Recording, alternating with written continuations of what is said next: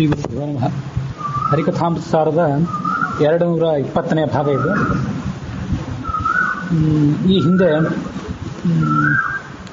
ಗೋಪಸ್ತ್ರೀಯರು, ಕೃಷ್ಣನ 16,100 ಜನ ಪತ್ನಿಯರು, ಇವರ ಬಗ್ಗೆ ಎಲ್ಲ ನಾವು ವಿವಿಧ ಕಕ್ಷೆಗಳಲ್ಲಿ ಅವರು ಹೇಗೆ ಅಂತರ್ಭಾವವನ್ನು ಪಡಿತಾರೆ ಅಂತ ನಾವು ನೋಡಿದ್ವಿ. ಇವರೆಲ್ಲ ಆಜಾನಜ ದೇವತೆಗಳ ಕಕ್ಷೆಗೆ ಬರುವಂಥವ್ರು. ಗೋಪಸ್ತ್ರೀಯರು, ಕೃಷ್ಣನ ಪತ್ನಿಯರು, ಇವರೆಲ್ಲ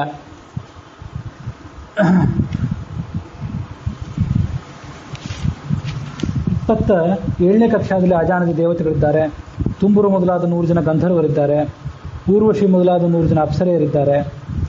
ಕೃಷ್ಣನ ಪತ್ನಿಯರು 16,100 ಜನ ಗೋಪಸ್ತ್ರೀಯರಿದ್ದಾರೆ. ಮತ್ತು ಸಿದ್ಧಚಾರಣ ವಿದ್ಯಾಧರಾದಿಗಳಿದ್ದಾರೆ. 100 ಜನ ಪಿತೃದೇವತೆಗಳಿದ್ದಾರೆ. ಮತ್ತು ಶತಕೋಟಿ ದೇವತೆಗಳು ಕೂಡ ಇದ್ದಾರೆ. ಇವರೆಲ್ಲ ಆಜಾನಜ ದೇವತೆಗಳಿಗೆ ಸಮಾನರಾದವರು. ಆಜಾನ ದೇವಗುಣೈ ಸರ್ವಗುಣೈ ಸಮಾಹತಾಹ ಅಂತ ಆಚಾರ್ಯರು ತಾತ್ಪರ್ಯ ನಿರ್ಣಯದಲ್ಲಿ, ಮಹಾಭಾರತ ತಾತ್ಪರ್ಯ ನಿರ್ಣಯದಲ್ಲಿ 20ನೇ ಅಧ್ಯಾಯದಲ್ಲಿ 116ನೇ ಶ್ಲೋಕದಲ್ಲಿ ಕೃಷ್ಣನ ಪತ್ನಿಯರೆಲ್ಲ ಆಜಾನಜ ದೇವತೆಗಳಿಗೆ ಸಮಾನರು ಅಂತ ಹೇಳಿದ್ದಾರೆ. ಕೆಲವು ಈ ತಾರತಮ್ಯವನ್ನು ವಿವರಣೆ ಮಾಡುವಂಥ ಅನೇಕ ಪುಸ್ತಕಗಳು ಬರ್ತಾವಲ್ಲ, ಕೆಲವು ವಿದ್ವಾಂಸರು ಆಜಾನಜ ದೇವತೆಗಳನ್ನು ಮುಂದಿನ ಕಕ್ಷಾದಲ್ಲಿ ಹಾಕಿದ್ದಾರೆ. ಈ ಕೃಷ್ಣನ ಪತ್ನಿಯರನ್ನು, ಕೃಷ್ಣನ ಪ್ರೇಯಸಿಯರನ್ನೆಲ್ಲ ಆಜಾನಜ ದೇವತೆಗಳಿಗಿಂತ ಹಿರಿಯರು ಅಂತ ಚಿತ್ರಣ ಮಾಡಿದ್ದಾರೆ. ಅದು ತಾತ್ಪರ್ಯ ನಿರ್ಣಯಕ್ಕೆ ಅಷ್ಟು ಹೊಂದಾಣಿಕೆ ಆಗೋದಿಲ್ಲ. ಆಜಾನಜ ದೇವತೆಗಳ ಗುಂಪಿನಲ್ಲೇ ಬರ್ತಾರೆ, ಆ ಗುಂಪಿನಲ್ಲೇ ಸ್ವಲ್ಪ ಶ್ರೇಷ್ಠರು ಅಂತ ಹೀಗೇನಾದರೂ ಅವರ ಅಭಿಪ್ರಾಯ ಇದ್ದಿರಬೇಕು. ಆದರೂ ಆಜಾನಜ ದೇವತೆಗಳ ಕಕ್ಷೆಯನ್ನು ಏನು ಅಂತ ಪರಿಗಣನೆ ಮಾಡ್ತಾನೆ, ಆ ಕಕ್ಷಾದಲ್ಲೇ ಅವ್ರನ್ನ ಸೇರಿಸೋದು ಉಚಿತ. ಹೀಗಾಗಿಬಿಟ್ರೆ ಕಕ್ಷಾ ಮತ್ತೊಂದು ಹೆಚ್ಚಾಗಿಬಿಡ್ತದೆ. ಸಾಮಾನ್ಯ 32 ಕಕ್ಷಾಗಳಂತೇನಿವೆ, ಆ 32 ಕಕ್ಷಾಗಳಿಗಿಂತ ಈ ಅನಾಖ್ಯಾತ ದೇವತೆಗಳ ಕಕ್ಷಾ ಒಂದು, ಮತ್ತು ಮಂಗಳನ ಕಕ್ಷಾ ಹೆಚ್ಚಿಂದು. ಈ ಆಜಾನಜ ದೇವತೆಗಳ ಕಕ್ಷೆಗಿಂತ ಹೊರತಾಗಿ ಈ ಕೃಷ್ಣನ ಪತ್ನಿಯರು, ಇವ್ರದೊಂದು, ಹೀಗೆ 3 ಕಕ್ಷಾಗಳು ಹೆಚ್ಚಾಗಿಬಿಡ್ತಾವೆ. ಹೆಚ್ಚಾಗಲಿಕ್ಕಿಂತದ ಕಾರಣ ಸಾಮಾನ್ಯವಾಗಿ ಅವರನ್ನು ಹೆಚ್ಚಿನ ಕಕ್ಷಾದಲ್ಲಿ ಸೇರಿಸಿದೇನೆ ಆಜಾನಜ ದೇವತೆಗಳಿಗೆ ಸಮಾನರು ಅಂತ ಪರಿಗಣನೆ ಮಾಡೋದು ಒಳ್ಳೆಯದು. ಇದಕ್ಕೆ ಸಂಬಂಧಪಟ್ಟ ಇಲ್ಲಿ ಬರುವಂಥ ತುಂಬುರು ಮೊದಲಾದ ಗಂಧರ್ವರು, ಊರ್ವಶಿ ಮೊದಲಾದ ಅಪ್ಸರೆಯರು ಅಂತ ಬಂತಲ್ಲ, ಇದಕ್ಕೆ ಒಂದು ಸ್ಪಷ್ಟೀಕರಣ. ಊರ್ವಶಿ ಬಗ್ಗೆ ಹಿಂದೆ 593ನೇ ಪದ್ಯದಲ್ಲಿ ಪ್ರಭಂಜನಾಚಾರ್ಯರ ಈ ಪುಸ್ತಕ ಏನಿದೆ ಅದರಲ್ಲಿ 593ನೇ ಪದ್ಯ, ಅದನ್ನೊಂದು ಬಾರಿ ನೀವು ಅವಲೋಕನ ಮಾಡಿರಿ, ಬೇಕಾದರೆ ಆ ಸಂಖ್ಯೆಯನ್ನು ಬರೆದಿಟ್ಕೊಳ್ರಿ. ಅಲ್ಲಿ ಈ ಊರ್ವಶಿಯನ್ನು 18ನೇ ಕಕ್ಷಾದಲ್ಲಿ ಅವರು ಪರಿಗಣಿಸಿದ್ದು, 19ನೇ ಕಕ್ಷಾದಲ್ಲಿ ಪರಿಗಣಿಸಿದ್ದು ಒಂದು ಬಾರಿ ಕಂಡು ಬರ್ತದೆ. ಅಲ್ಲಿ ಮಾಡಿದ ಪರಿಗಣನೆ ಮತ್ತು ಇಲ್ಲಿ ಮಾಡಿದ ಪರಿಗಣನೆ ಇವೆರಡೂ ಕೂಡ ಪರಸ್ಪರ ವಿರುದ್ಧವಾಗಿವೆ ಅಲ್ಲ, ಇವನ್ನ ಹೇಗೆ ಹೊಂದಾಣಿಕೆ ಮಾಡುವುದು ಅನ್ನುವಂಥ ಒಂದು ಸಮಸ್ಯೆ ಕಾಣಿಸ್ತದೆ. ಆ ಪದ್ಯ ಹೀಗಿದೆ, ನೀವು ಅದನ್ನು ಈ ಆರೋಹಣ ಸಂಧಿಯಲ್ಲಿ ನೋಡ್ತೀರಿ. ಆರೋಹಣ ತಾರತಮ್ಯ ಸಂಧಿಯಲ್ಲಿ 2,580 ಋಷಿ, ತುಂಬುರು ಶತೋರ್ವಶಿಯರು, ಅಪ್ಸರ ಸ್ತ್ರೀಯರು, ಶತಾಜಾನಜರು, ಉತ್ತಮ ಚಿರಪಿತೃಗಳಿಂದ. ಹೀಗೆ 593ನೇ ಪದ್ಯದಲ್ಲಿ ಒಂದು ಬಾರಿ ಅವಳಿಗೆ ಪರಿಗಣನೆ ಇದೆ. ಮತ್ತು 875ನೇ ಪದ್ಯದಲ್ಲಿ ಮತ್ತೊಂದು ಕಡೆ ಆ ಊರ್ವಶಿಯ ಹೆಸರು ಬರ್ತದೆ.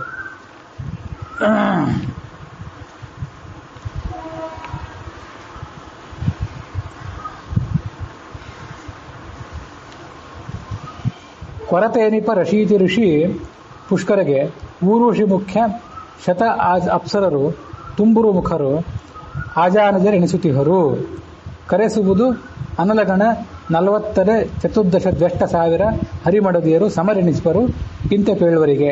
ಹೀಗೆ 593, 875 ಮತ್ತು ಸದ್ಯದ 32ನೇ ಕಕ್ಷಾ ತಾರತಮ್ಯ ಸಂಧಿ ಏನಿದೆ ಇದರ 963ನೇ ಪದ್ಯ, 969ನೇ ಪದ್ಯ, ಇಷ್ಟು ಕಡೆ ಆ ಊರ್ವಶಿಯ ಪ್ರಸ್ತಾವ ಹೊಂದಿದೆ.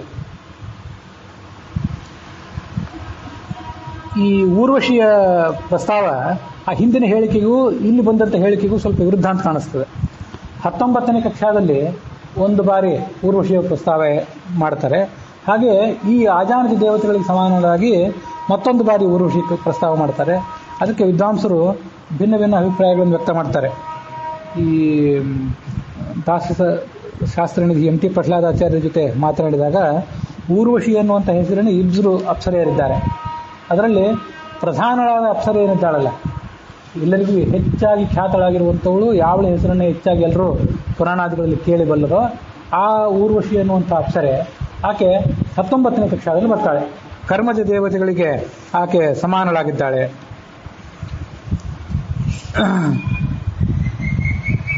8 ಜನ ಪ್ರಧಾನರಾದ ಗಂಧರ್ವರು, 8 ಜನ ಪ್ರಧಾನ ಅಪ್ಸರೆಯರು, ವಿಶ್ವಕರ್ಮ, ಚಿತ್ರಗುಪ್ತ ಅಂತ ಹೀಗೆ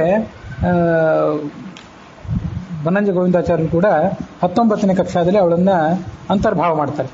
ಈ 969ನೇ ಪದ್ಯ ಅಂತ ಏನು ಹೇಳಿದ್ನಲ್ಲ, ಈ 969ನೇ ಪದ್ಯದಲ್ಲಿ ದಾಸರು ಅವಳನ್ನು ಈ ವಿಶ್ವಕರ್ಮ ಮತ್ತು ಉಳಿದೆಲ್ಲ ದೇವತೆಗಳು, ರಾಹುಕೇತುಗಳು, ಧೂಮ ಮಾರ್ಗದ ಅಭಿಮಾನಿ ದೇವತೆ, ಅರ್ಚಿರ್ ಮಾರ್ಗದ ಅಭಿಮಾನಿ ದೇವತೆ, ಹೀಗೆ ಅಂಥೇಳಿ 19ನೇ ಕಕ್ಷಾದಲ್ಲಿ ಇಲ್ಲಿ ಸೇರಿಸ್ತಾರೆ.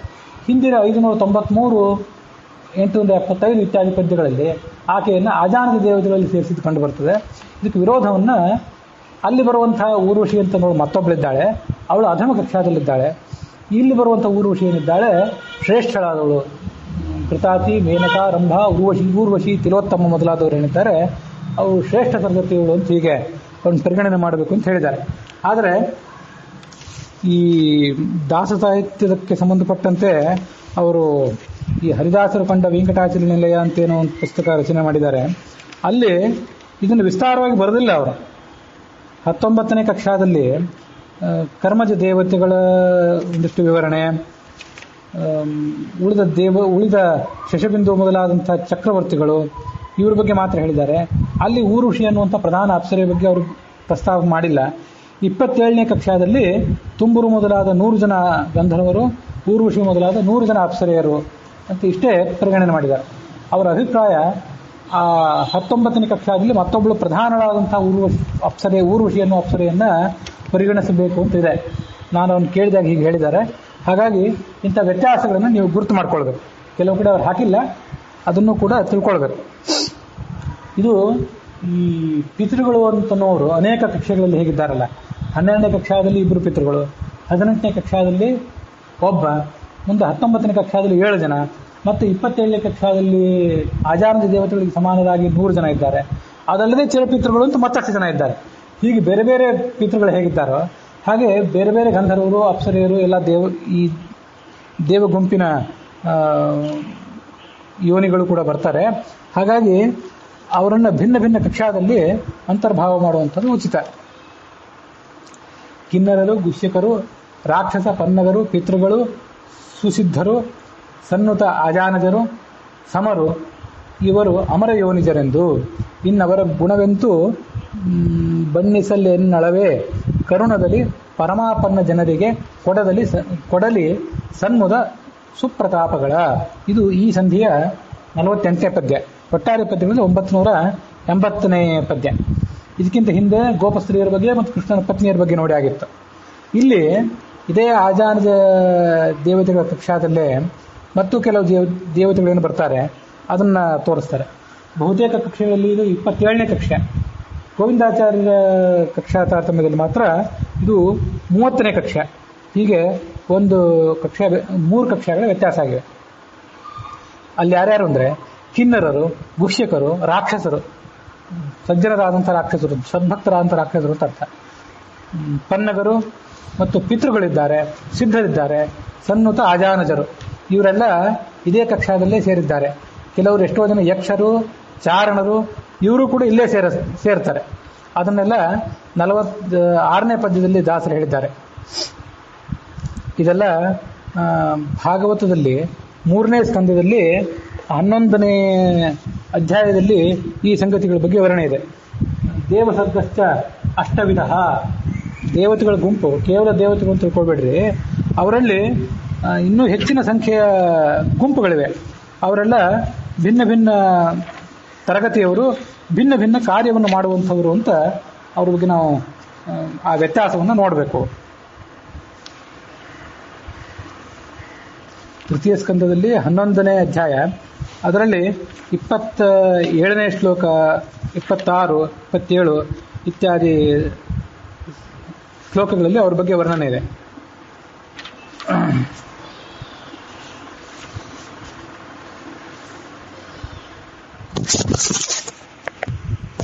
ಮೂರನೇ ಸ್ಕಂದದ 12ನೇ ಅಧ್ಯಾಯ ಅಂತ ಕಾಣಿಸ್ತದೆ. ಪ್ರೋಕ್ತಾ ಅಷ್ಟವಿಧಾ ದೇವಾ ವಿಬುಧಾ ಸರ್ವ ಏವತು ಪಿತೃಣಾಂ ಶತಮೇ ಮಾತ್ರ. ಇಲ್ಲೇ 100 ಜನ ಪಿತೃಗಳು ಕೂಡ ಸೇರ್ತಾರೆ. ಅಸುರಾಹ ತ್ರಿಂಶದೇವಚ 30 ಜನ ರಾಕ್ಷಸರಲ್ಲಿದ್ದಾರೆ. ಗಂಧರ್ವಾಪ್ಸರೆಯರು 100 ಜನ ಗಂಧರ್ವರು, 100 ಜನ ಅಪ್ಸರೆಯರಿದ್ದಾರೆ. ಸಪ್ತತಿರ್ ಯಕ್ಷರಕ್ಷಾಸ್ತು 70 ಜನ ಯಕ್ಷರು ರಾಕ್ಷಸರು, 30 ಜನ ಚಾರಣರು, 100 ಜನ ಗಂಧರ್ವರು. ಹೀಗೆ ಇವರ ಸಂಖ್ಯೆ ಎಲ್ಲ ಈ ಭಾಗವತ ಇತ್ಯಾದಿ ಗ್ರಂಥಗಳಲ್ಲಿ ಬಂದಿದೆ.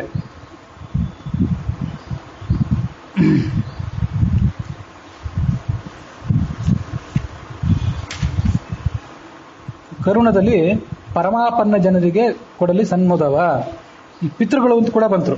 ಇಲ್ಲಿ 100 ಜನ ಪಿತೃಗಳು ಸೇರ್ಕೊಂಡಿದ್ದಾರೆ. ಪಿತೃನಾಂ ಶತಮೇವಚ ಅಂತ ಅವ್ರ ಹೆಸರನ್ನು ಹೇಳಿದ್ದಾರೆ. ಆ 100 ಜನ ಪಿತೃಗಳ ಹೆಸರು ಮಾತ್ರ ಎಲ್ಲಿ ಕೊಂಡು ಬರೋದಿಲ್ಲ. ಈಗಾಗಲೇ ಪ್ರಸಿದ್ಧವಾಗಿ ನಮ್ಗೆ ಗೊತ್ತಿರುವಂತೆ 2 ಜನ ಪಿತೃಗಳು ಯಮ ಮತ್ತು ಸೋಮ, ಇವರಿಬ್ಬರು 12ನೇ ಕಕ್ಷಾದಲ್ಲಿದ್ದಾರೆ.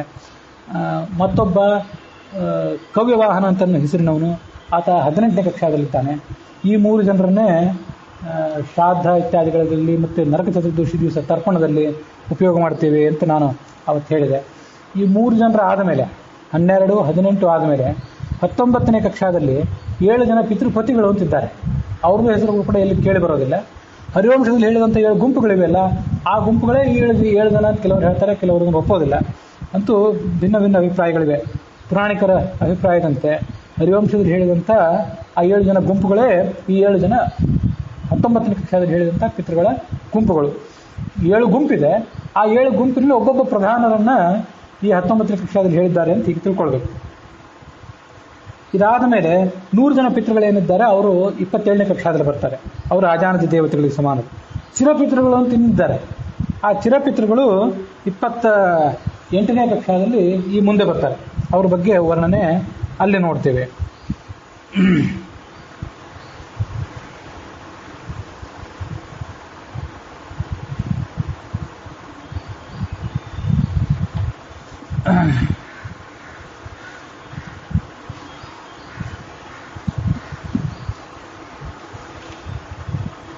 ಸನ್ನುತ ಆಜಾನಜರು ಸಮರು ಇವರು ಅಮರ ಯೋನಿಜರು. ಇವರೆಲ್ಲರೂ ಕೂಡ ಅಮರ ಯೋನಿ ಅಂದರೆ ದೇವತೆಗಳ ಪ್ರಭೇದ. ಆ ಪ್ರಭೇದಗಳಲ್ಲಿ ಹುಟ್ಟಿದವರು ಇವರೆಲ್ಲ. ಇವರ ಗುಣಗಳನ್ನು ಬಣ್ಣಿಸುವುದು ನಮಗೆ ಸಾಧ್ಯ ಇಲ್ಲ ಅಂತ ಮಹಾತ್ಮರು ಇವರೆಲ್ಲ.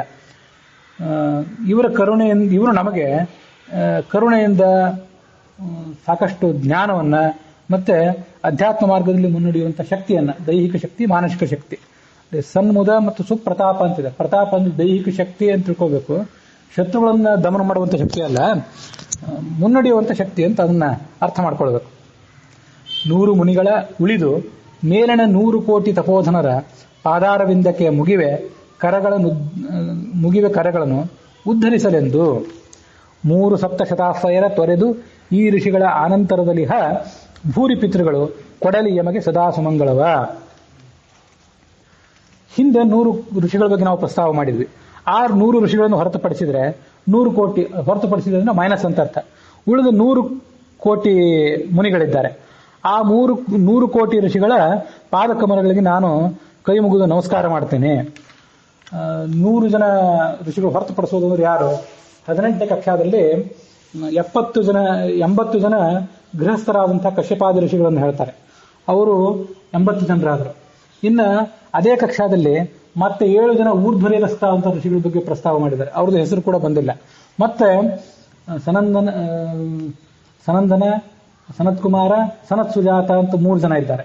ಹೀಗೆ 7 + 3 ಆ ಋಷಿಗಳಲ್ಲಿ ಬಂದರು. ಮತ್ತು ಅದು 10 ಆಯ್ತು. ಇನ್ನು 80 ಏನಿದೆ ಅವರು ಅದೇ ಕಕ್ಷಾದಲ್ಲಿ. ಹೀಗೆ 90 ಜನ ಆ 19ನೇ ಕಕ್ಷಾದಲ್ಲಿ ಬಂದವರು. ಇನ್ನು 10 ಜನ ಹಿಂದಿನ ಕಕ್ಷಾಗಳಲ್ಲಿ. ಈ 16ನೇ ಕಕ್ಷಾದಲ್ಲಿ 7 ಜನ ಋಷಿಗಳಿದ್ದಾರೆ, ಸಪ್ತ ಋಷಿಗಳು ಅಂತ. ಚತುರ್ಮುಖ ಬ್ರಹ್ಮನ ಪುತ್ರರವರೆಲ್ಲ ಮರೀಚಿ, ಅತ್ರಿ, ಅಂಗಿರಸ್, ಪುಲಸ್ತ್ಯ, ಪುಲಹ, ಕ್ರತು ಅಂತ ಹೀಗೆ ಆ 7 ಜನರಿದ್ದಾರೆ. ಅದು ಅವ್ರ ಜೊತೆಗೇನೆ ವಿಶ್ವಾಮಿತ್ರ ಇದ್ದಾನೆ. ಅವ್ರಿಗಿಂತ ಹಿಂದೆ ನಾರದರಿದ್ದಾರೆ ಮತ್ತು ಭೃಗು ಋಷಿಗಳಿದ್ದಾರೆ. ಹೀಗೆ 7 ಸಪ್ತರ್ಷಿಗಳು, 8ನೇ ವಿಶ್ವಾಮಿತ್ರ, ನಾರದ ಮತ್ತು ಭೃಗುಗಳು. ನಾರದ 14, ಭೃಗು 15. ಹೀಗೆ ಆ 10 ಜನರಾದರು. 10 ಇಲ್ಲಿ 19ನೇ ಕಕ್ಷಾದಲ್ಲಿ 90 ಜನರಾದರು. ಮತ್ತು 90 + 10 ಹೀಗೆ ಒಟ್ಟು 100 ಜನ ಋಷಿಗಳು. ಈ 100 ಜನ ಋಷಿಗಳನ್ನು ಹೊರತುಪಡಿಸಿ ಉಳಿದೆಲ್ಲ ಋಷಿಗಳು, ಒಟ್ಟು 100 ಕೋಟಿ ಜನ ಋಷಿಗಳಲ್ಲಿ ಉಳಿದವರು 99,99,99,900 ಜನ ಋಷಿಗಳು ಇಲ್ಲಿ ಬರ್ತಾರೆ. ಆ ಋಷಿಗಳಿಗೂ ಈ ಋಷಿಗಳಿಗೂ ವ್ಯತ್ಯಾಸ ಏನಂತಂದ್ರೆ ಅವರೆಲ್ಲ ವ್ಯಾಪ್ತದರ್ಶಿಗಳಾದವರು. ಇವರು ಅಂತರ್ದರ್ಶಿಗಳು ಅಂತ ಕರೆಸ್ಕೊಳ್ತಾರೆ ಇಲ್ಲಿ ಬಂದಂಥ ಋಷಿಗಳು. ಅದೇನು ವ್ಯಾಪ್ತದರ್ಶಿಗಳು ಅಂತರ್ದರ್ಶಿಗಳು ಅಂತಂದ್ರೆ ಅವರನ್ನೇ ಭಗವಂತನನ್ನ ಎಲ್ಲಾ ಕಡೆ ಕಾಣುವವರು ಏನಿದ್ದಾರೆ ಅವರನ್ನ ವ್ಯಾಪ್ತದರ್ಶಿಗಳು, ಎಲ್ಲ ಕಡೆ ಭಗವಂತನನ್ನು ಕಾಣುವಂಥವ್ರು. ಅಗ್ನೌ ಕ್ರಿಯಾವತಾಂ ವಿಷ್ಣು ಯೋಗಿನಾಂ ಹೃದಯ ಹರಿ ಪ್ರತಿಮಾ ಸ್ವಪ್ರಬುದ್ಧಾನಾಂ ಸರ್ವತ್ರ ವಿದಿತಾತ್ಮನಾಂ. ಈ ಕ್ರಿಯಾವಂತರಾದಂಥ ಗೃಹಸ್ಥರೇನಿದ್ದಾರಲ್ಲ ಅವರು ಭಗವಂತನನ್ನು ಅಗ್ನಿಯಲ್ಲಿ ಕಾಣ್ತಾರೆ. ಅಗ್ನೌ ಕ್ರಿಯಾವತಾಂ ವಿಷ್ಣು ಯೋಗಿನಾಂ ಹೃದಯ ಹರಿ. ಕೆಲವರು ಯೋಗಿಗಳು ಆತನನ್ನು ಹೃದಯದಲ್ಲಿ ಕಾಣ್ತಾರೆ. ಇನ್ನು ಅಪ್ರಬುದ್ಧರ ಅಂತ ನಮ್ಮಂಥವ್ರು ಆತನನ್ನ ಪ್ರತಿಮಾದಲ್ಲಿ ಕಾಣ್ತಾರೆ. ಸರ್ವತ್ರ ವಿಜಿತಾತ್ಮನಾಂ, ಎಲ್ಲ ಕಡೆ ವ್ಯಾಪ್ತ ರೂಪೇಣ ಭಗವಂತನ ಉಪಾಸನೆ ಮಾಡುವಂಥವ್ರು ವ್ಯಾಪ್ತದರ್ಶಿಗಳಾದಂಥ ಋಷಿಗಳು. ಅವರೆಲ್ಲ ಆ ಹಿಂದೆ ಬಂದಂಥ 100 ಜನ ಋಷಿಗಳು. ಇಲ್ಲಿ ಮುಂದೆ ಬಂದಂಥವ್ರು ಏನಿದ್ದಾರಲ್ಲ ಇವರೆಲ್ಲ ಅಂತರ್ದರ್ಶಿಗಳು, ಒಳಗೆ ಕಾಣುವಂಥವ್ರು. ಯೋಗಿನಾಂ ಹೃದಯ ಹರಿಗೆ ಅಂತ ಬಂತಲ್ಲ ಇವರು ಒಳಗೆ ಕಾಣುವಂಥವ್ರು. ಹೀಗೆ ಅವರಿಗೂ ಇವ್ರಿಗೂ ಇರುವಂಥ ವ್ಯತ್ಯಾಸ. ಇದೆಲ್ಲ ಬ್ರಹ್ಮಸೂತ್ರ ಭಾಷ್ಯದಲ್ಲಿ 3ನೇ ಅಧ್ಯಾಯದಲ್ಲಿ. ನನಗೆ ಎಲ್ಲನೂ ಕೂಡ ಆ ಶ್ಲೋಕಗಳನ್ನು ನಿಮ್ಮ ಮುಂದೆ ಇವತ್ತು ಹೇಳಲಿಕ್ಕೆ ಸಾಧ್ಯ ಆಗ್ತಿಲ್ಲ. ಕೆಲವನ್ನು ಹುಡುಕ್ಲಿಕ್ಕೆ ಮನಸ್ಸಿಗೆ ಬಹಳ ಕ್ಲೇಶ ಆಯಿತು ಏಕಾದಶಿ ಇತ್ಯಾದಿ ಕಾರಣದಿಂದ. ಬ್ರಹ್ಮಸೂತ್ರ ಭಾಷ್ಯದ 3ನೇ ಅಧ್ಯಾಯದಲ್ಲಿ 4ನೇ ಅಧ್ಯಾಯದಲ್ಲಿ ಅವರ ವಿವರಣೆ ಬರ್ತದೆ ಅಂತ ನೆನಪು. ಹೀಗೆ 100 ಮುನಿಗಳ ಉಳಿದು ಅಂದರೆ ಅವರನ್ನು ಮೈನಸ್ ಮಾಡಿ ಮೇಲಿನ 100 ಕೋಟಿ ತಪೋಧನರು ಅವರ ಪಾದಾರವಿಂದಕ್ಕೆ ನಮಸ್ಕಾರ ಮಾಡ್ತೀನಿ, ಅವರು ನಮ್ಮನ್ನು ಉದ್ಧಾರ ಮಾಡಬೇಕು. ಮುಂದೆ 3 ಸಪ್ತ ಶತ ಆಫಯರ ತೊರೆದು ಈ ಋಷಿಗಳ ಅನಂತರದಲ್ಲಿ ಭೂರಿ ಪಿತೃಗಳು ಕೊಡಲಿ ಎಮಗೆ ಸದಾ ಸುಮಂಗಳವ. ಇನ್ನು ಪಿತೃಗಳ ಬಗ್ಗೆ ಇಲ್ಲಿ ಹೇಳ್ತಾರೆ. 3 ಪಿತೃಗಳು, 7 ಪಿತೃಗಳು ಮತ್ತು ಶತಪಿತೃಗಳು, ಒಟ್ಟು 110 ಜನ ಪಿತೃಗಳು ಆದರು. 3 ಪಿತೃಗಳು ಅಂದರೆ ಯಮ, ಸೋಮ, ಕವಿವಾಹನ. ಮತ್ತು ಶತಪಿತೃಗಳು ಅಂತಂದರೆ ಆಜಾನದ ದೇವತೆಗಳ ಜೊತೆಗೆ ಬಂದರು. ಈ ಆಜಾನದ ದೇವತೆಗಳು ಆದ ಮೇಲೆ ಇರುವಂಥ ಚಿರಪಿತೃಗಳು ಅಂತಿದ್ದಾರೆ. ಅವರು 28ನೇ ಕಕ್ಷಾದಲ್ಲಿ ಸೇರ್ತಾರೆ. 28ನೇ ಕಕ್ಷಾದಲ್ಲಿ ಉಳಿದೆಲ್ಲ ಗಣನೆಗನುಸಾರವಾಗಿ, 31ನೇ ಕಕ್ಷಾದಲ್ಲಿ ಗೋವಿಂದಾಚಾರ್ಯರ ಕಕ್ಷೆ ಪರಿಗಣನೆಗನುಸಾರವಾಗಿ. ಯಾಕಂದರೆ ಅವರ ಪ್ರಕಾರ 3 ಕಕ್ಷೆಗಳು ಹೆಚ್ಚಾಗಿವೆ. ಹಾಗಾಗಿ 31 ಅಥವಾ 28 ಅಂತ ಅದನ್ನು ಪರಿಗಣನೆ ಮಾಡಬಹುದು. ಅಂತೂ ಅದರ ಸಂಖ್ಯೆ 3 ಸಪ್ತ ಶತ ಆಫ್ ಇರುವಂತಿದೆಯಲ್ಲ, 3 + ಸಪ್ತ + ಶತ ಅಂತ ಈಗ ಅದನ್ನು ನೋಡಬೇಕು. ಇವರನ್ನ ತೊರೆದು ಆ 110 ಜನ ಪಿತೃಗಳನ್ನು ಬಿಟ್ಟು ಇನ್ನು ಉಳಿದ ಭೂರಿ ಪಿತೃಗಳು, ಈ ಚಿರಪಿತೃಗಳು ಅಂತ ಏನಿದ್ದಾರಲ್ಲ, ಇವರು ಸಂಖ್ಯೆ ಎಷ್ಟು ಅಂತ ಗೊತ್ತಿಲ್ಲ, ಬಹಳ ಜನ ಇದ್ದಾರೆ ಇವರೆಲ್ಲ.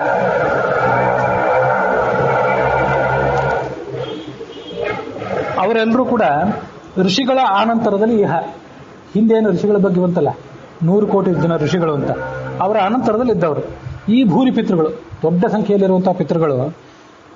ಕೊಡಲಿ ಯಮಗೆ ಸದಾ ಸುಮಂಗಳವ, ನಮಗೆ ಇವರು ಸದಾ ಸನ್ಮಂಗಳವನ್ನು ಕೊಡಬೇಕು. ಈ ಪದ್ಯಕ್ಕೆ ಸಂಬಂಧಪಟ್ಟಂತೆ ಸ್ವಲ್ಪ ಕೆಲವು ಪುಸ್ತಕಗಳಲ್ಲಿ ಅಸ್ತವ್ಯಸ್ತವಾದ ವ್ಯಾಖ್ಯಾನ ಇದೆ. ಅದು ಏನು ಸಂಪಾದನೆಯ ದೋಷವೋ ಅಥವಾ ಗ್ರಹಿಕೆಯ ದೋಷವೋ ಅದನ್ನು ನಿಮ್ಮ ಮುಂದೆ ಇಡ್ತೇನೆ, ನೀವು ಅದನ್ನು ಸ್ವೀಕಾರ ಮಾಡೋದು ನಿಮಗೆ ಬಿಟ್ಟದ್ದು.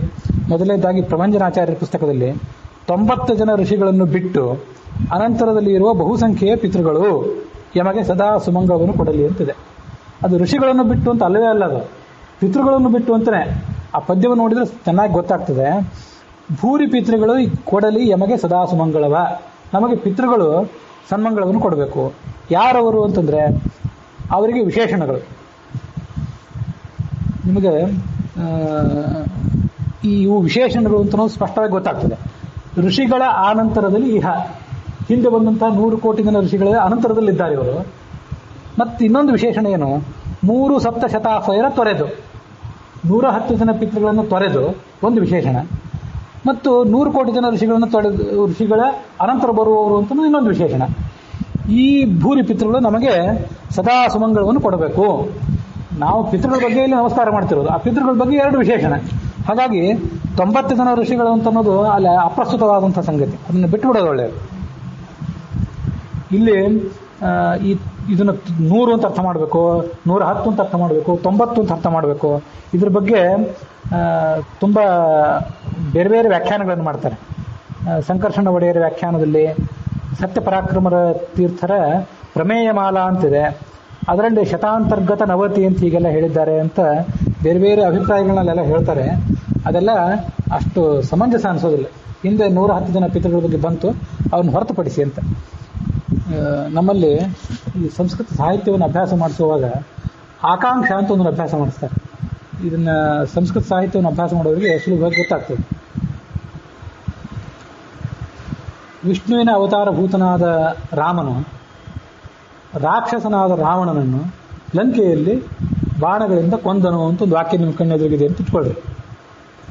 ನಿಮಗೆ ಈ ಒಂದು ಸೂಚನೆ ಯಾಕೆ ಕೊಡ್ತಿದ್ದೇನೆ ಅಂತಂದರೆ, ಈ ಆಕಾಂಕ್ಷಾ ಕ್ರಮವಾಗಿ ಸರಿಯಾಗಿ ಶ್ಲೋಕಗಳನ್ನು ಗದ್ಯಗಳನ್ನು ಮತ್ತು ಪದ್ಯಗಳನ್ನು ಅಧ್ಯಯನ ಮಾಡಿದವರಿಗೆ ಯಾವುದು ವಿಶೇಷವಾಗಿ ತಗೋಬೇಕು, ಅಧಿಕರಣ ಯಾವುದು, ಅಪಾದಾನ ಯಾವುದು, ಸಂಪ್ರದಾನ ಯಾವುದು ಅನ್ನೋದ್ರ ಬಗ್ಗೆ ಹೆಚ್ಚು ಗೊಂದಲ ಬರೋದಿಲ್ಲ. ಇಲ್ಲದೇ ಇದ್ದರೆ ಇಂಥವೇನೇನೋ ಸಮಸ್ಯೆಗಳಾಗಲಿಕ್ಕೆ ಪ್ರಾರಂಭ ಆಗ್ತವೆ. ನಿಮ್ಮದು ಉದಾಹರಣೆ, ಕೊಂದನು ಅಂತ ಕ್ರಿಯಾಪದದಿಂದ ಪ್ರಾರಂಭ ಮಾಡಬೇಕು. ಯಾರು ಕೊಂದರು, ಮೊದಲನೇದಾಗಿ ಕರ್ತೃ ಯಾರು ಅಂತ ತೀರ್ಮಾನ ಮಾಡಬೇಕು. ರಾಮನು ಕೊಂದನು. ಯಾರನ್ನು ಕೊಂದನು? ಕರ್ಮವನ್ನು ಕೊಂದ. ಒಟ್ಟು ನಾಮಪದಗಳು ಕ್ರಿಯಾಪದಗಳು ಅಂತ 2 ಅಂಶಗಳಿವೆಯಲ್ಲ ನಮ್ಮ ವ್ಯಾಕರಣದಲ್ಲಿ. ರಾಮನು ಕೊಂದನು, ರಾಮನು ಅಂತ ಅನ್ನೋದು ನಾಮಪದ. ಆಮೇಲೆ ರಾವಣನನ್ನು ಅನ್ನೋದು ಕೂಡ ಒಂದು ನಾಮಪದವೇ. ಕೊಂದನು ಅಂತ ಅನ್ನೋದು ಕ್ರಿಯಾಪದ. ಈ ನಾಮಪದಗಳು ಒಟ್ಟಾರೆ 7-8 ರೀತಿಯಾಗಿರ್ತವೆ. ಪ್ರಥಮ ವಿಭಕ್ತಿ, ದ್ವಿತೀಯ ವಿಭಕ್ತಿ, ತೃತೀಯ, ಚತುರ್ಥಿ, ಪಂಚಮಿ, ಷಷ್ಠಿ, ಸಪ್ತಮಿ ಅಂತ 7 ಥರದ ನಾಮಪದಗಳು. ಪ್ರಥಮ ವಿಭಕ್ತಿ ರಾಮನು ಕೊಂದನು, ಅದು ನಾಮಪದ. ಎಲೆ ರಾಮನೇ ಅಂತ ಅಲ್ಲಿ ಯಾರ್ಯಾರು ಸಂಬೋಧನೆ ಮಾಡೋರಿದ್ರೆ, ಎಲೆ ಋಷಿಯೇ, ಎಲೆ ಶೌನಕ ಋಷಿಗಳೇ, ರಾಮನು ರಾವಣನನ್ನು ಕೊಂದನು. ಅಲ್ಲಿ ಶೌನಕ ಋಷಿಗಳಿಗೆ ಸಂಬೋಧನೆ ಮಾಡಿದ್ದು, ಹೇಳಿ ಕಥೆ ಹೇಳಿಕ್ಕೆ ಪ್ರಾರಂಭ ಮಾಡಿದ್ದು. ಮುಂದೆ ಒಂದು ಪ್ರಥಮ ವಿಭಕ್ತಿ, ಒಂದು ಸಂಬೋಧನ ಪ್ರಥಮ ವಿಭಕ್ತಿ, ರಾವಣನನ್ನುವಂತ ಅನ್ನೋದೊಂದು ಕರ್ಮ. ಆಮೇಲೆ ಯಾರಿಗಾಗಿ ಕೊಂದನು, ಕೊಟ್ಟನು ಅಂತ ಕೆಲವು ಕಡೆ ಇದ್ರೆ, ಪುಸ್ತಕವನ್ನು ಯಾರಿಗಾಗಿ ಕೊಟ್ಟ ಮತ್ತು ಅದನ್ನು ಬ್ರಾಹ್ಮಣರಿಗೆ ದಾನವನ್ನು ಮಾಡಿದರು ಅಂತ ಹೇಳಿದಾಗ ಆ ಬ್ರಾಹ್ಮಣರು ಅಂತನವರು ಚತುರ್ಥಿ ವಿಭಕ್ತಿಯಿಂದ ಅಲ್ಲಿ ಕರೆಯಲ್ಪಡ್ತಾರೆ. ಯಾಕಂದರೆ ಅದನ್ನ ಸಂಪ್ರದಾನ ಅಂತ ಕರೀಬೇಕು. ಇನ್ನು ಕೆಲವು ಕಡೆ ಅಪಾದಾನ ಅಂತ ಇರ್ತದೆ. ಚತುರ್ಥಿ ವಿಭಕ್ತಿ, ಪಂಚಮಿ ವಿಭಕ್ತಿ, ಷಷ್ಠಿ, ಸಪ್ತಮಿ ಅಂತ ಇಷ್ಟೇ ವಿಭಕ್ತಿ. ಈ ವಿಭಕ್ತಿಗಳೆಲ್ಲ ಸಂಸ್ಕೃತದಲ್ಲಿ ಯಾಕಾಗಿ ಬಳಕೆ ಮಾಡ್ತಾರೆ ಅಂತಂದರೆ, ಯಾರಿಗೆ ಕೊಡ್ತಿರ್ತೀವೋ ಅವರನ್ನು ಚತುರ್ಥಿ ವಿಭಕ್ತಿಯಲ್ಲಿ ಕರೀಬೇಕು. ಇನ್ನು ಮುಂದೆ ಅಪಾದಾನ ಅಂತ ಇರ್ತದಲ್ಲ, ಅವನು ಮನೆಯಿಂದ ಬಿದ್ದನು, ಮನೆಯ ಮಹಡಿಯಿಂದ ಬಿದ್ದನು, ಕುದುರೆಯಿಂದ ಬಿದ್ದನು, ಓಡುತ್ತಿರುವ ಬಸ್ಸಿನಿಂದ ಬಿದ್ದನು ಅಂತೆಲ್ಲ ಹೇಳಿದಾಗ ಅದು ಪಂಚಮಿ ವಿಭಕ್ತಿ. ಬಸ್ಸಿನಿಂದ, ಕುದುರೆಯಿಂದ, ಮನೆಯಿಂದ ಇವೆಲ್ಲ ಪಂಚಮಿ ವಿಭಕ್ತಿ. ಮುಂದೆ ಷಷ್ಠಿ ವಿಭಕ್ತಿ, ನನ್ನ ಪುಸ್ತಕ, ನನ್ನ ಹೆಂಡತಿ, ನನ್ನ ಮನೆ, ಇದನ್ನೆಲ್ಲ ಪ್ರಯೋಗ ಮಾಡಿದಾಗ ಇದನ್ನು ಷಷ್ಠಿ ವಿಭಕ್ತಿ ಅಂತ ಕರೀತಾರೆ. ಮುಂದೆ ಎಲ್ಲಿ ಕೊಂದನು ಅಂದರೆ ಲಂಕೆಯಲ್ಲಿ ಕೊಂದನು, ಅದು ಅಧಿಕರಣ. ಹೀಗೆ ಪ್ರಥಮ ಸಂಬೋಧನ ಪ್ರಥಮ ವಿಭಕ್ತಿ, ದ್ವಿತೀಯ, ತೃತೀಯ, ಚತುರ್ಥಿ, ಪಂಚಮಿ, ಷಷ್ಠಿ, ಸಪ್ತಮಿ, ಇಷ್ಟು ವಿಭಕ್ತಿಗಳು. ಕೊಂದನು, ಯಾರು ಕೊಂದನು? ರಾಮನು ಕೊಂದನು. ಯಾರನ್ನು ಕೊಂದನು? ಮುಂದೆ ಪ್ರಶ್ನೆ ಹಾಕಬೇಕು. ರಾವಣನನ್ನು ಕೊಂದನು. ಎಂತಹ ರಾಮನು ಕೊಂದನು ಅಂದರೆ ವಿಷ್ಣುವಿನ ಅವತಾರಭೂತನಾದ ರಾಮನು ಕೊಂದನು, ಅದು ರಾಮನ ವಿಶೇಷಣ. ಆಮೇಲೆ ಎಂತಹ ರಾವಣನನ್ನು ಕೊಂದನು? ದೇವತೆಗಳಿಗೆ ಕಂಟಕನಾದ ಪರಸ್ತ್ರೀ ಲಂಪಟನಾದ ರಾವಣನನ್ನು ಕೊಂದನು, ಅವೆರಡಿಗೂ ಅವನಿಗೆ ವಿಶೇಷಣ. ಆಮೇಲೆ ಕೆಲವು ಬಾರಿಯಲ್ಲಿ ಕ್ರಿಯಾ ವಿಶೇಷಣ ಅಂತ ಇರ್ತವೆ.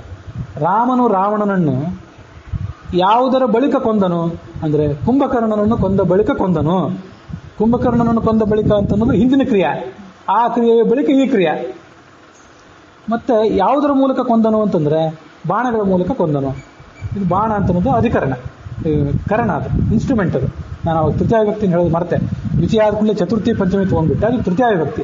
ಪೆನ್ನಿನಿಂದ, ಬಾಣದಿಂದ, ಕಣ್ಣಿನಿಂದ ಇವೆಲ್ಲ ಕರಣಗಳು. ಮುಂದೆ ಎಲ್ಲಿ ಕೊಂದನು ಅಂದರೆ ಲಂಕೆಯಲ್ಲಿ ಕೊಂದನು. ಇವಿಷ್ಟು ಸಾಮಾನ್ಯವಾಗಿ ಒಂದು ವಾಕ್ಯಗಳಲ್ಲಿ ಇರ್ತವೆ. ಇವೆಲ್ಲನೂ ಇರ್ತಾವಂತಿಲ್ಲ. ಕೆಲವು ಬಾರಿ ಕರ್ತೃ ಕ್ರಿಯಾಪದ ಎರಡೇ ಇರ್ತವೆ. ಇನ್ನು ಕೆಲವು ಕಡೆ ಕರ್ತೃ ಕರ್ಮಪದ ಕ್ರಿಯಾಪದ ಇಷ್ಟು ಇರ್ತವೆ. ಅಂತೂ ಇವಿಷ್ಟೂ ಇರೋ ಸಾಧ್ಯತೆ ಇದೆ. ಕೆಲವು ಇರೋದಿಲ್ಲ, ಕೆಲವು ಕಡೆ ಇರ್ತವೆ. ಅಂತೂ ಕರ್ಮಕ್ಕೆ ಯಾವುದು ವಿಶೇಷಣ, ಕರ್ತೃವಿಗೆ ಯಾವುದು ವಿಶೇಷಣ, ಕ್ರಿಯೆಗೆ ಯಾವುದು ವಿಶೇಷಣ, ಇದನ್ನೆಲ್ಲ ನಾವು ಸ್ಪಷ್ಟ ಮಾಡ್ಕೊಳ್ಳದೆ ಹೋದರೆ ಆ ಯಾವ ವಿಶೇಷಣವನ್ನು ಎಲ್ಲಿ ಅನ್ವಯ ಮಾಡಬೇಕು ಅಂತ ಅನ್ನೋದು ಗೊಂದಲ ಆಗಿಬಿಡ್ತದೆ. ಈ ಭೂರಿ ಪಿತೃಗಳು ನಮಗೆ ಸದಾ ಮಂಗಳವನ್ನು ಕೊಡಬೇಕು, ಕೊಡಲಿ ಅಂತ ಕ್ರಿಯಾಪದ. ಅವರು ನಮಗೆ ಮಂಗಳವನ್ನು ಕೊಡಬೇಕು ಅಂತ ಹೇಳಿದಾಗ ನಮಗೆ ಅಂತ ಅನ್ನೋದು ಚತುರ್ಥಿ ವಿಭಕ್ತಿ, ನಮಗೆ ಅವ್ರು ಕೊಡಬೇಕು. ಭೂರಿ ಪಿತೃಗಳು ಅಲ್ಲಿ ಕರ್ಮ. ಆ ಭೂರಿ ಪಿತೃಗಳು ಎಂಥವ್ರು ಅಂತಂದ್ರೆ 3 ಸಪ್ತಶತಾಶ್ವಯರ ತೊರೆದು ಆ 110 ಜನ ಪಿತೃಗಳನ್ನು ಹೊರತುಪಡಿಸಿ ಅಂತ ಅವ್ರಿಗೆ ವಿಶೇಷಣ. ಅದು ಋಷಿಗಳ ಆನಂತರದಲ್ಲಿ ಆ ಋಷಿಗಳ ಬಳಿಕ ಇರುವಂಥವರು ಈ ಸಪ್ತ ಋಷಿಗಳು, ಈ ಪಿತೃಗಳು. ಹಿಂದೆ 100 ಕೋಟಿ ಜನ ಋಷಿಗಳ ಬಗ್ಗೆ ಪ್ರಸ್ತಾವ ಬಂತು. ಆ ಋಷಿಗಳನ್ನು ಯಾವ ಕಕ್ಷಾದಲ್ಲಿದ್ದಾರೋ ಅವರ ಕಕ್ಷಾದ ಬಳಿಕ ಮುಂದಿನ ಕಕ್ಷಾದಲ್ಲಿರುವಂಥವ್ರು. ಹೀಗೆ ಇಲ್ಲೆಲ್ಲ ಕಡೆ ಆಕಾಂಕ್ಷ, ಕರ್ತೃವಿಗೆ ಯಾವುದು ವಿಶೇಷಣ, ಕ್ರಿಯೆಗೆ ಯಾವುದು ವಿಶೇಷಣ, ಕರ್ಮಕ್ಕೆ ಯಾವುದು ವಿಶೇಷಣ, ಚತುರ್ಥಿ ಅಪಾದಾನ ಯಾವುದು, ಸಂಪ್ರದಾನ ಯಾವುದು, ಹೀಗೆ 106 ವಿಷಯಗಳನ್ನ ಆಲೋಚನೆ ಮಾಡಬೇಕು.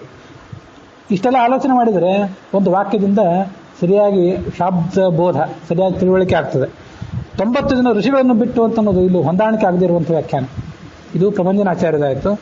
ನೀವು ಅದನ್ನು ಗುರುತು ಮಾಡ್ಕೊಳ್ರಿ. ಇನ್ನು ಇದೇ ಪದ್ಯಕ್ಕೆ ಸಂಬಂಧಪಟ್ಟಂತೆ ಪದ್ಮನಾಭದಾಸರು ಕೂಡ ಇಂಥದೇ ಒಂದು ವ್ಯಾಖ್ಯಾನ ಮಾಡಿದ್ದಾರೆ. ಅದು ಕೂಡ ನನ್ನ ಮನಸ್ಸಿಗೆ ಸರಿ ಅನ್ನಿಸ್ತಿಲ್ಲ. ತಪ್ಪು ಅಂತ ನಾನು ಯಾವುದನ್ನು ಹೇಳೋದಿಲ್ಲ. ಇವರು ಅಬದ್ಧ ಬರೆದಿದ್ದಾರೆ, ಇದೆಲ್ಲ ಅಸಂಬದ್ಧ ಅಂತ ಈಗಲ್ಲ. ಅಲ್ಲಿರೋ ದೋಷ ಏನು ಅಂತ ಅನ್ನೋದು ನಿಮಗೆ ತೋರಿಸ್ತೇನೆ, ಅದನ್ನು ನೋಡ್ರಿ. ಪದ್ಯಾರ್ಥ ಅಂತಿದೆ, ಮುಂದೆ ತಾತ್ಪರ್ಯಾರ್ಥ ಅಂತಿದೆ. ಪದ್ಮನಾಭದಾಸರ ಪುಸ್ತಕದಲ್ಲಿ 715ನೇ ಪುಟ. ಒಟ್ಟಾರೆ ಪದ್ಯ ಅಂತೂ ಈ ಕಕ್ಷಾ ತಾರತಮ್ಯ ಸಂಧಿಯಲ್ಲಿ ಇದು 49ನೇ ಪದ್ಯ. ಇದರಲ್ಲಿ ನೀವು ಅದನ್ನು ಗಮನಿಸಬಹುದು. ಒಟ್ಟು ಋಷಿಗಳು 100 ಕೋಟಿ ಸಂಖ್ಯಾವುಳ್ಳವರು. ಅದರಲ್ಲಿ ಪ್ರಸಿದ್ಧರಾದವರು, ಗೋತ್ರ ಪ್ರವರ್ತಕರಾದರು ವಿಶ್ವಾಮಿತ್ರ, ಭೃಗು ಮೊದಲಾದಂಥವರು. ಆ ವಂಶದಲ್ಲಿ ಹುಟ್ಟಿ ಭಾರ್ಗವ, ಕೌಶಿಕ, ವಿಶ್ವಾಮಿತ್ರ, ಕಾಶ್ಯಪ ಮೊದಲಾದ ಗೋತ್ರ ಪ್ರವರ್ತಕರಾದ ಕುಲ ಋಷಿಗಳು 40 ಜನ. ಅದರಲ್ಲೂ ಇಂದ್ರಪ್ರಮತಿ, ಯುದ್ಧಬಾಹು ಎಂಬುವೆ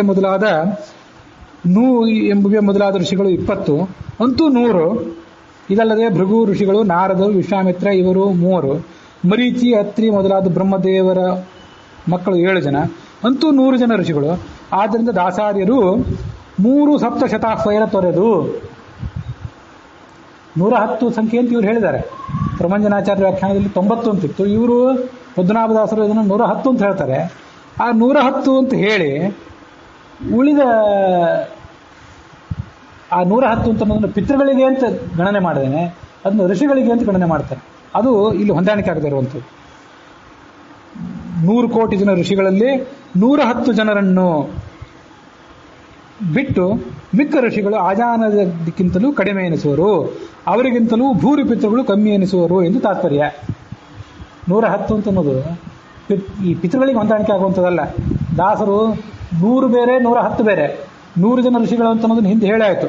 100 ಮುನಿಗಳನ್ನು ಉಳಿದು ಮೇಲಣ 100 ಕೋಟಿ ತಪೋಧನರ ಪಾದಾರವಿಂದಕ್ಕೆ ಮುಗಿವೆ ಕರಗಳನ್ನು ಉದ್ಧರಿಸೆಂದು. ಋಷಿಗಳ ಈ ಪದ್ಯದಲ್ಲಿ ಋಷಿಗಳ ಬಗ್ಗೆ ವರ್ಣನೆ ಬಂದಾಯಿತು. ಒಟ್ಟು 100 ಕೋಟಿ ಜನ ಋಷಿಗಳು, ಅದರಲ್ಲಿ 100 ಜನ ಋಷಿಗಳನ್ನು ಮೈನಸ್ ಮಾಡ್ರಿ ಅಂತ. 3 ಸಪ್ತಶತಾಶ್ವಯರ ತೊರೆದು ಅಂತ ಮತ್ತೆ 110 ಮೈನಸ್ ಮಾಡೋದೇನಿದೆ, ಇದು ಪಿತೃಗಳಲ್ಲಿ ಮೈನಸ್ ಮಾಡೋದು, ಋಷಿಗಳಲ್ಲಿ ಮೈನಸ್ ಮಾಡೋ ಸಂದರ್ಭನೇ ಇದಲ್ಲ. ಹಾಗಾಗಿ ಪದ್ಮನಾಭದಾಸರು ಕೊಟ್ಟಂತಹ ತಾತ್ಪರ್ಯ ಅಂತ ಏನಿದೆ ಅದು ಕೂಡ ಹೊಂದಾಣಿಕೆ ಆಗದೇ ಇರುವಂಥ ತಾತ್ಪರ್ಯ. ಅದನ್ನು ಬಿಟ್ಟು ಬಿಡೋದು ಒಳ್ಳೆಯದು. ನಿಮ್ಮ ಪುಸ್ತಕದಲ್ಲಿ ನೀವು ಅದನ್ನು ಅಧ್ಯಯನ ಮಾಡುವಾಗ. ಇದು ಈ ಪಿತೃಗಳ ಬಗ್ಗೆ ಎಲ್ಲ ಕೂಡ ಬಂದಾಯಿತು. ಒಟ್ಟು 3, 7, 100 ಪ್ಲಸ್ ದೊಡ್ಡ ಸಂಖ್ಯೆಯ ಪಿತೃಗಳು. ಹೀಗೆ 110 ಜನ ಪಿತೃಗಳು ಪ್ಲಸ್ ಎಕ್ಸ್ ಸಂಖ್ಯೆಯ ಪಿತೃಗಳು, ಅನೇಕ ಪಿತೃಗಳು ಅಂತ ತಿಳ್ಕೊಳ್ಬೇಕು. ಮುಂದೆ ದೇವಗಂಧರ್ವರ ವರ್ಣನ ಇದೆ. ಪಾವನಕ್ಕೆ ಪಾವನೆನಿಸುವ ರಮಾ ವಿನೋದನ ಗುಣಗಳ ಸಮಾಧಾನದಲ್ಲಿ ಏಕಮಾನಸರಾಗಿ ಸುಸ್ವರದಿ ಆ ವಿಭೂತಪತಿ ಸಭೆಯೊಳಗೆ ನಾನಾ ವಿಲಾಸದಿ ಪಾಡಿ ಸುಖಿಸುವ ದೇವಗಂಧರ್ವರು ಕೊಡಲಿ ಯಮಗೆ ಅಖಿಲ ಪುರುಷಾರ್ಥಗಳ. ಪಾವನಕ್ಕೆ ಪಾವನ ಅಂತ ಕರೆಸ್ಕೊಂಡಿರುವಂಥವನು ಪರಮಾತ್ಮ, ರಮಾ ವಿನೋದ, ರಮೆಯ ಜೊತೆಗೆ ವಿನೋದ ಮಾಡುವಂಥವನು. ಅವನ ಗುಣಗಳನ್ನು ಏಕಮನಸ್ಕರಾಗಿ ಸುಸ್ವರದಿಂದ ಬ್ರಹ್ಮದೇವರ ಸಭೆಯಲ್ಲಿ, ವಿಭೂತಪತಿಯಲ್ಲಿ ಚತುರ್ಮುಖ ಬ್ರಹ್ಮ, ಅವನ ಸಭೆಯಲ್ಲಿ ಇವರು ಹಾಡ್ತಾ ಇರ್ತಾರೆ. ಅಂಥ ದೇವಗಂಧರ್ವರು ನಮಗೆ ಎಲ್ಲ ಪುರುಷಾರ್ಥಗಳನ್ನು ಕೊಡಲಿ. ಅದಾದ ಬಳಿಕ ಮನುಷ್ಯ ಗಂಧರ್ವರ ಬಗ್ಗೆ ವರ್ಣನ ಇದೆ. ಭುವನ ಪಾವನ ನೆನಿಪ ಲಕ್ಷ್ಮೀಧವನ ಮಂಗಳ ದಿವ್ಯ ನಾಮಸ್ತವನ ಗೈವ. ಈ ಭುವನಕ್ಕೆ ಪಾವನನಾದವನು ಲಕ್ಷ್ಮೀರಮಣ. ಅವನ ಮಂಗಳಕರವಾದಂತಹ ದಿವ್ಯ ನಾಮಗಳನ್ನು ಸ್ತವನ ಮಾಡ್ತಾ ಇರ್ತಾರೆ. ಯಾರು? ಮನುಷ್ಯ ಗಂಧರ್ವರು. ಆ ಮನುಷ್ಯ ಗಂಧರ್ವರಿಗೂ ದೇವಗಂಧರ್ವರಿಗೂ ಏನು ವ್ಯತ್ಯಾಸ ಅದನ್ನು ನಾನು ಹಿಂದೆ ಹೇಳಿದ್ದೆ, ಅದು ಈಗ ಮತ್ತೇನು ಬೇಡ. ಆ ಮನುಷ್ಯ ಗಂಧರ್ವರಿಗೆ ವಂದಿಸುವೆ. ಪ್ರವರ ಭೂಭುಜರುಳಿದು ಮಧ್ಯಮ ಕುವಲಯ ಪರೆಂದೆನಿಸಿಕೊಂಬರ ಪ್ರತಿ ದಿವಸಗಳಲ್ಲಿ ನೆನೆವೆನು ಕರಣ ಶುದ್ಧಿಯಲ್ಲಿ. ಪ್ರವರ ಭೂಭೂಜರನ್ನು ನೋಡಿದ್ರು. ಈ ಪದ್ಯದ ಉತ್ತರಾರ್ಧದಲ್ಲಿ ಮತ್ತೆ ರಾಜರ ಬಗ್ಗೆ ಹೇಳ್ತಾರೆ. ಶ್ರೇಷ್ಠರಾದ ಚಕ್ರವರ್ತಿಗಳ ಬಗ್ಗೆ 19ನೇ ಕಕ್ಷಾದಲ್ಲಿ ಬಂದಾಯಿತು. ಅವರೆಲ್ಲ ಭೂಭುಜರು ಅಂದರೆ ಚಕ್ರವರ್ತಿಗಳು, ಪ್ರವರರು ಅಂದರೆ ಶ್ರೇಷ್ಠರು. ಅವರನ್ನು ಉಳಿದು ಮಧ್ಯಮ ಕುವಲಯಪರ್ ಎನಿಸಿಕೊಂಡು ಇವರೆಲ್ಲ ಮಧ್ಯಮ ತರಗತಿಯ ರಾಜರು. ಆ ಮಧ್ಯಮ ಕುವಲಯಪರ್ ಎಂದೆನಿಸಿಕೊಂಬರ ಅಂತ ರಾಜರೇನಿದ್ದಾರೆ ಅವರನ್ನು ದಿವಸಗಳಲ್ಲಿ ಪ್ರತಿನಿತ್ಯ ನಾನು ನಮಸ್ಕಾರ ಮಾಡ್ತೀನಿ ಕರ್ಣ ಶುದ್ಧಿಯಲ್ಲಿ. ಅಂತಃಕರಣ ಶುದ್ಧಿಪೂರ್ವಕವಾಗಿ ಅವರನ್ನು ನಾನು ನೆನಪು ಮಾಡ್ಕೊಳ್ತೀನಿ. ಹಿಂದೆ ದೇವತೆಗಳ ಬಗ್ಗೆ ಹೇಳಾಯಿತು, ಆಮೇಲೆ ಋಷಿಗಳ ಬಗ್ಗೆ ಹೇಳಾಯಿತು. ದೇವ ಋಷಿ ಪಿತೃಪಾಹ ನರಾಹ ಅಂತ ಒಟ್ಟು ಮುಕ್ತಿಯೋಗ್ಯರಾದವರು 5 ವಿಧ ಅಂತ ಹಿಂದೆ ಹೇಳಿದ್ದೆ. ಅಲ್ಲಿ ಈ 27ನೇ ಕಕ್ಷಾದವರೆಗೆ ಆಜಾನದ ದೇವತೆಗಳವರೆಗೆ ಅವರೆಲ್ಲ ದೇವತೆಗಳು. ಅದಾದ ಬಳಿಕ ಇರುವಂಥವರು ಮುಂದೆ ಋಷಿಗಳು. ಅವರು ಋಷಿಗಳು ಅಂತ ಕರೆಸ್ಕೋತಾರೆ. ದೇವತೆಗಳಾದ ಬಳಿಕ ಋಷಿಗಳು, ಮುಂದೆ ಪಿತೃಗಳು ಅಂದರೆ ಚಿರಪಿತೃಗಳು. ದೇವ ಋಷಿ ಪಿತೃ ಆಯಿತು. ಹಾಗಾಗಿ ದೇವ ಋಷಿ ಪಿತೃ ಅಂತ ತಗೊಂಡಾಗ ಪಿತೃ ಶಬ್ದದಿಂದ ಯಮ ಸೋಮ ಕವಿವಾಹನ ಇವರನ್ನು ತಗೊಳ್ಬಾರ್ದು. ಅವರೆಲ್ಲ ದೇವತೆಗಳು ಸೇರಿಬಿಡ್ತಾರೆ. ಪಿತೃಗಳು ಹೌದು, ಆದರೂ ದೇವತೆಗಳು. ಹೀಗೆ ದೇವತೆಗಳು, ಅದಾದ ಬಳಿಕ 100 ಕೋಟಿ ಜನ, 100 + 100 ಕೋಟಿ ಜನ ಋಷಿಗಳು. ಅವ್ರನ್ನ ಋಷಿಗಳು ಅಂತ ಪರಿಗಣನೆ ಮಾಡಬೇಕು. ದೇವ ಋಷಿ, ಮುಂದೆ ಪಿತೃಗಳು ಅಂದರೆ ಚಿರಪಿತೃಗಳು, ಮುಂದೆ ಪಾಹ ಅಂದರೆ ಚಕ್ರವರ್ತಿಗಳು. ಅವರು ಮಧ್ಯಮ ತರಗತಿಯ ಚಕ್ರವರ್ತಿಗಳು. ಮುಂದೆ ಪಾಹ ನರಾಹ, ಮುಂದೆ ನರರು ಅಂತ ಬಂತು. ಇಲ್ಲಿ ಮಧ್ಯಮ ತರಗತಿಯ ರಾಜರು ಅಂತ ಹೇಳಿದರು ದಾಸರು. ಅಂತೂ ಚಕ್ರವರ್ತಿಗಳು, ರಾಜರು ಅನ್ನುವಂಥವ್ರು 3 ತರಗತಿಯವರಿದ್ದಾರೆ. ಪ್ರಹ್ಲಾದ ಮೊದಲಾದವರು ಉತ್ತಮ ತರಗತಿ ಚಕ್ರವರ್ತಿಗಳು. ಇಲ್ಲಿ ಬರುವಂಥ ಈ ದೇವಋಷಿ ಪಿತೃ ಪಾಹ ನರಾಹ ಅಂತ ಏನು ಬಂತಲ್ಲ 31ನೇ ಕಕ್ಷಾದಲ್ಲಿ, ಅವರೆಲ್ಲ ಮಧ್ಯಮ ತರಗತಿಯ ಚಕ್ರವರ್ತಿಗಳು. ಪ್ರಾಯ ಈ ಚಕ್ರವರ್ತಿಗಳು ಕೂಡ ನಮ್ಮೆಲ್ಲರಿಗಿಂತ ಶ್ರೇಷ್ಠರೇ. ನಮ್ಮನ್ನು ನಾವು ಮನುಜೋತ್ತಮರು ಅಂತ ತಿಳ್ಕೊಂಡಿದ್ದು ಸರಿ. ಆದರೆ ನಮ್ಗಿಂತ ಅವರು ಉತ್ತಮರು. ನಾವು ಮನುಜೋತ್ತಮರಿಗಿಂತ ಇನ್ನೂ ಕಡಿಮೆ ಅಂತ ಆದರೆ ಮಾನುಷೋತ್ತಮರು ಅಂತ ಮೊನ್ನೆ ಒಂದು ಕೇಳಿದೆ. ನಾವೆಲ್ಲ ಎಲ್ಲಿ ಸೇರ್ತೀವಿ ಅಂತ ಕೇಳಿದ್ವಿ. ನಾವೆಲ್ಲ 32ನೇ ಕಕ್ಷಾದಲ್ಲಿ ಮಾನುಷೋತ್ತಮರಲ್ಲಿ ಸೇರ್ತೇವೆ ಅಂತ ನಾನು ಹೇಳಿದೆ. ನಾನು ಹೇಳಿದ್ದು ನೀವು ತಿಳ್ಕೊಂಡದ್ದು 2 ಸರಿ. ಆದರೆ ಈ ಮನುಷ್ಯೋತ್ತಮರಲ್ಲೇ ಕೆಲವು ಜನ ರಾಜರು ಬರ್ತಾರೆ. ಇದೆಲ್ಲ ಕೆಲವರು ಚಿಲ್ಲರೆ ರಾಜರಾಗಿ ಹೋಗ್ತಾರಲ್ಲ. ಚಿಲ್ಲರೆ ಅಂದರೆ ಪಾಳೆಗಾರರು ಅಂತಿಂಥವ್ರು. ಅವ್ರು ಮಾತ್ರ ಅಲ್ಲ, ಇನ್ನೂ ಇವತ್ತು ಕೂಡ ಅಲ್ಲಿ ರಾಜರು ಕಾಣಿಸ್ತಾರಲ್ಲ. ಅಳಿದುಳಿದ ರಾಜರು ದತ್ತು ತಗೊಳ್ಳೋದು ಇಂಥದ್ದೆಲ್ಲ ನಡೆದಿರ್ತದಲ್ಲ.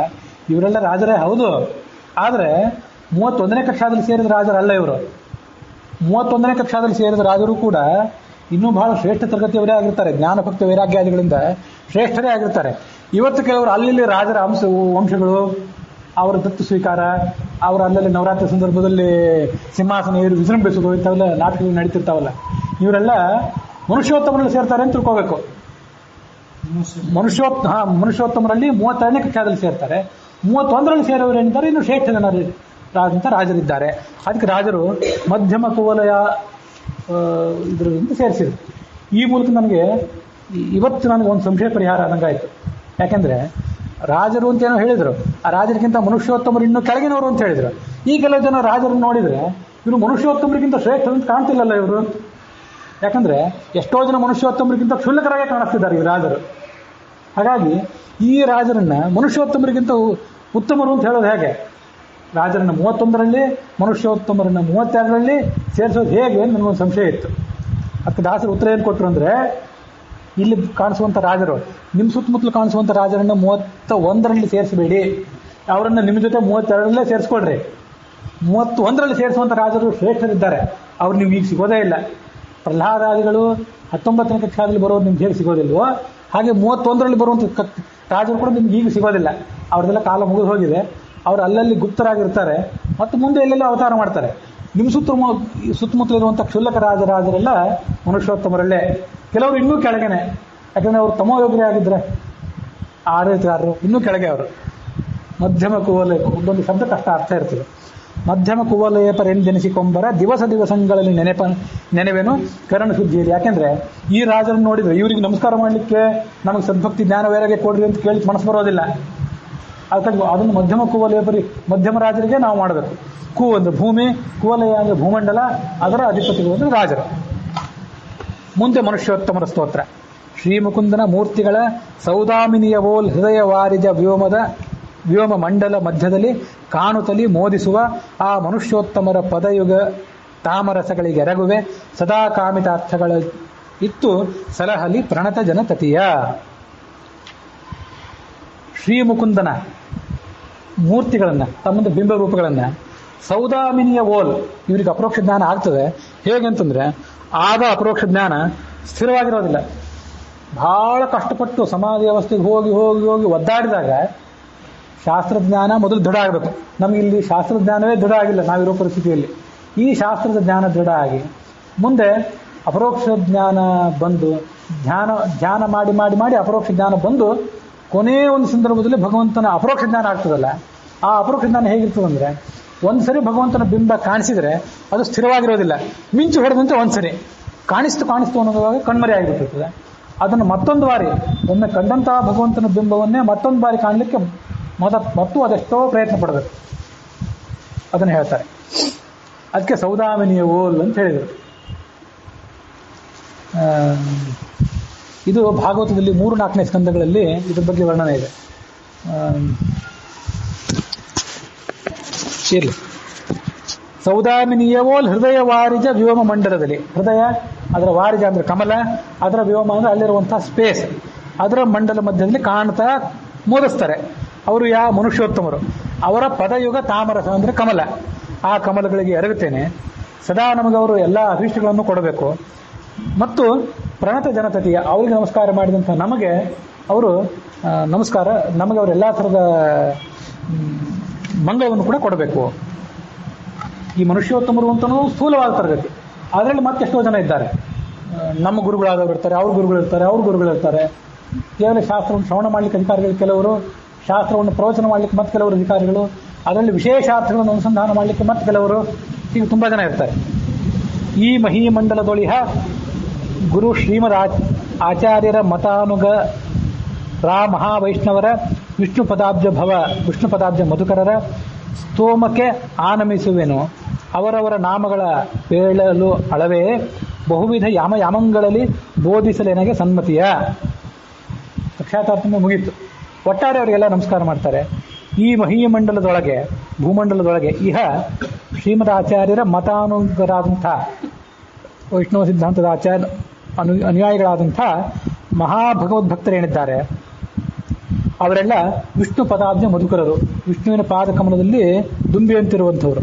ಅವರ ಸ್ತೋಮಕ್ಕೆ, ಅವರ ಗುಂಪಿಗೆ ಆನಮಿಸುವೆ.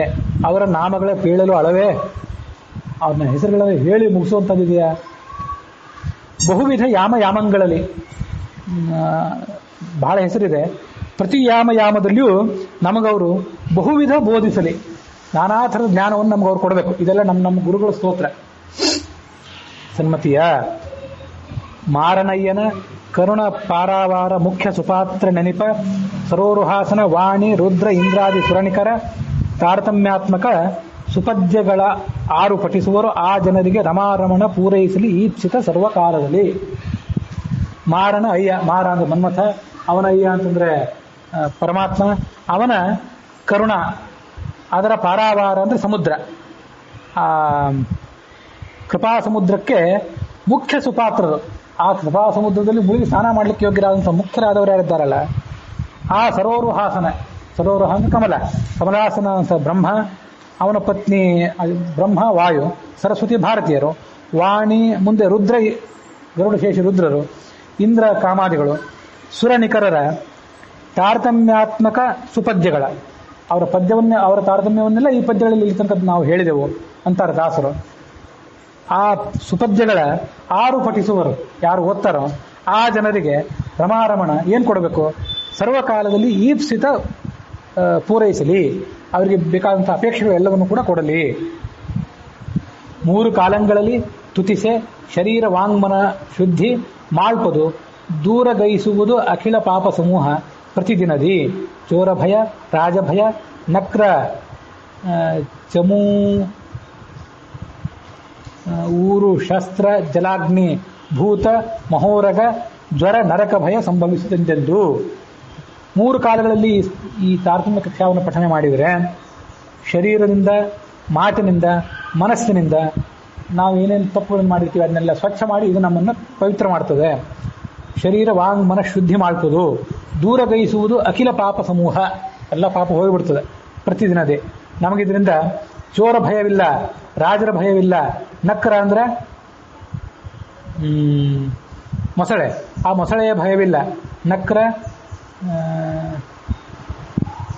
ಚಮೂರು,